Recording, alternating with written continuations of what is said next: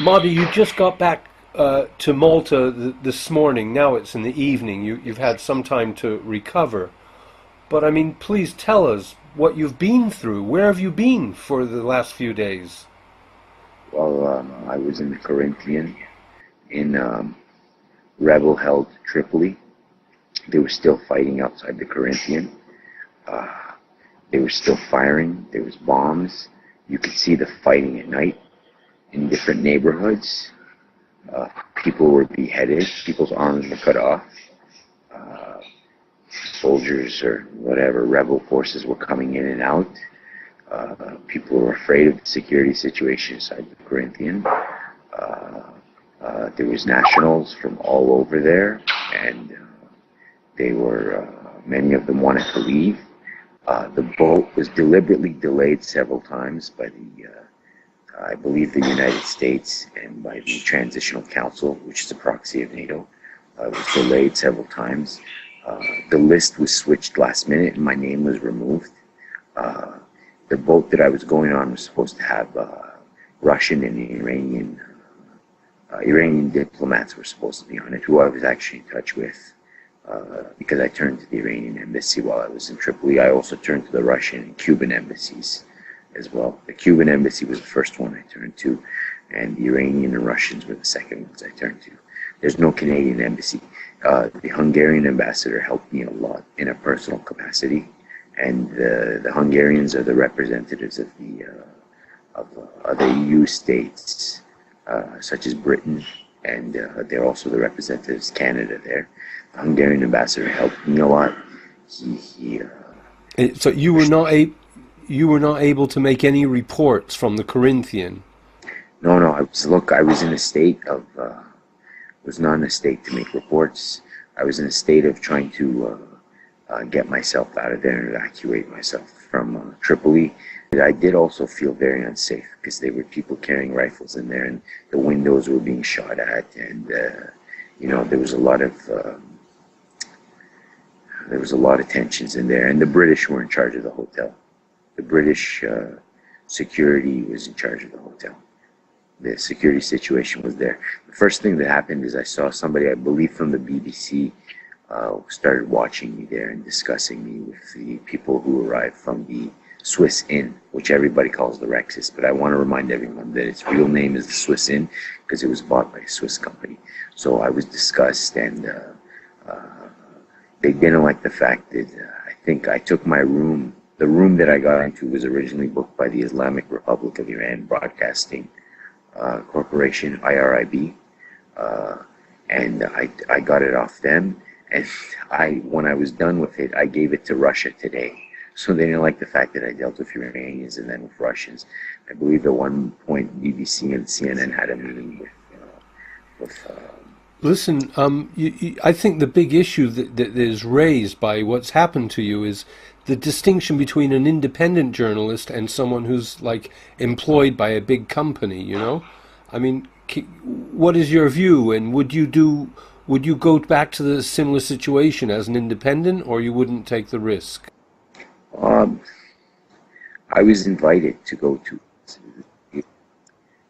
back to Libya. I've, even at the start of all this, I was invited to go to both Benghazi and Tripoli by both sides, because I had contacts in both sides.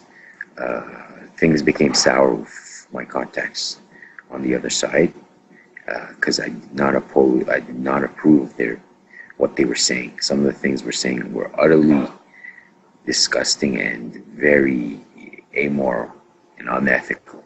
I don't think a proper human being would say it. And so I didn't go there. But I was planning on going to Syria and Lebanon. I might have even done it if I wasn't held up in Libya, I could have been in Syria right now, or Lebanon. I would have been in either Beirut or Damascus or another Syrian city, and I would have then returned home. This was a possibility. Yeah, I would do it again. I don't like being talked about, like, because I've had people from all around the world tell me I'm doing a great job and telling me that, I'm a good symbol of independent journalism, but I really am not. There's far better people than me, far more ethical people than me, far more professional people than me. I tried my best.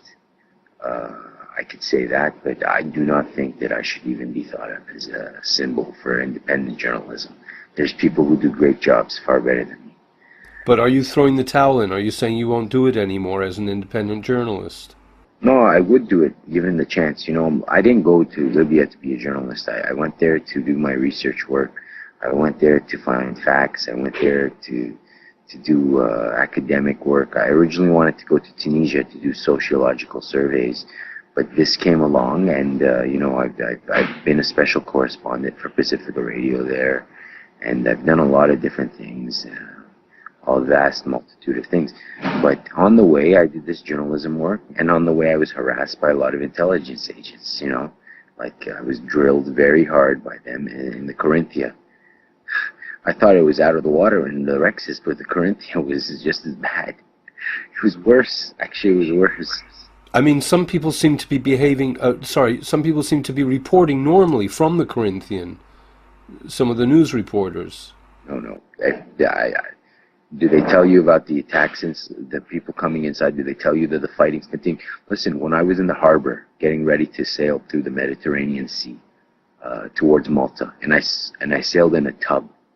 It was a tugboat. There was like for 8 people, but we, a group of Ukrainians, Russians, Serbs, some Latin Americans, myself, 1 Brit, 3 French nationals, 1 Algerian, several Italians, 2 Romanians, some Libyans, Egyptians. We all had to cram into this thing. You know, and there was water coming in, and it was, the toilet water was running into where we're sleeping. We all had this crowd. It was like, and one of my French friends was happy. He's like, now they know what refugees coming from Africa go through. They know even a portion of it. They don't even know the full. So he was happy about that. And you know, almost everybody was seasick, like, because this thing was it was a boat. It wasn't a ship. It wasn't a big ship. Anyways, on the way in that harbor, we saw Green Square, and there was fighting in Green Square. There was fighting in Green Square, and all the power was turned off. There was a lot of fighting in Green Square. So don't think Tripoli is falling. And when you say fighting, you don't mean AK-47s. You mean like heavier stuff, you know, big machine guns. Big machine guns, yeah. Maybe AKs were there, but there was big machine guns. And the day before that, NATO was bombing. And when does NATO bomb? It bombs when the so-called rebels can't fight. So